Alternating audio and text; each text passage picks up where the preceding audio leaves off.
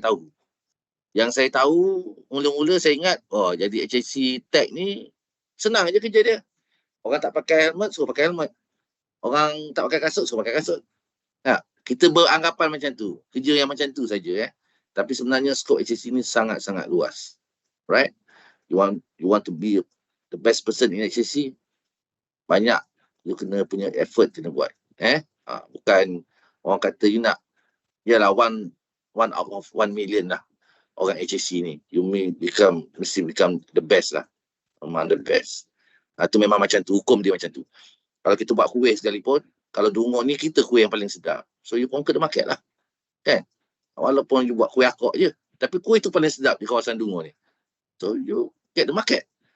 Kalau you buat sama macam orang lain, then tak ada apa-apalah. Sama je lah macam orang lain. Kan? So, itulah first saya kenal Jaafar. Masa tu dah kenal-kenal macam tu lah. Tapi then I report to my executive. Executive tu report ke Cik Jaafar. Tapi Cik Jaafar yang memang jenis dia okey. Dia kawan semua orang. Dia tak adalah nak layer-layer, tak ada. Jadi, saya senang dengan dia. Lama juga saya dengan dia lebih kurang dalam 5 tahun. And then 2010 tu saya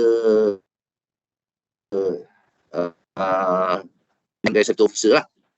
2010 sampai 2014. So during my safety officer ni, masa ni bos saya dah bertukar dah masa ni. Cik Jaafar dia pergi ke tempat lain, and then ada orang yang replace lah. So masa tu saya ingat lagi lah, Tuan Najib Miok, silap saya, pada tahun 2010 sampai 2014 lah. Lebih kurang lah. Dan seterusnya saya dinaikkan pangkat lagi. Selepas tu menjadi senior HSC executive. Okay. 2015 hingga 2017. So masa ni sekali lagi saya bertukar bos. Cik Naziadin, saya rasa Cik Naziadin ni glamour sebenarnya kalau kat Kertih ni. So most of you yang mana orang HSC mesti kenal Cik Naziadin ni. Alright. So saya report pada dia lah. Dan seterusnya saya dinaikkan lagi position kepada HSC Superintendent 2018. Tu.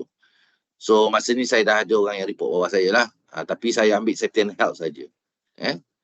Dan baru lagi tahun 2024 Februari, I think I hold this position, I think almost berapa bulan setahun lebih lah, baru setahun lebih lah. Bos masih muda lagi, masih baru lah. Nak compare Cik Jaafar, dia dah bertahun-tahun dah, dia tahu dah selok-belok kan. Kalau orang politik matang lah. Kalau kita ni tak matang lagi ni. Jadi since 2004 Februari, saya masih ingat lagi effective date lah, saya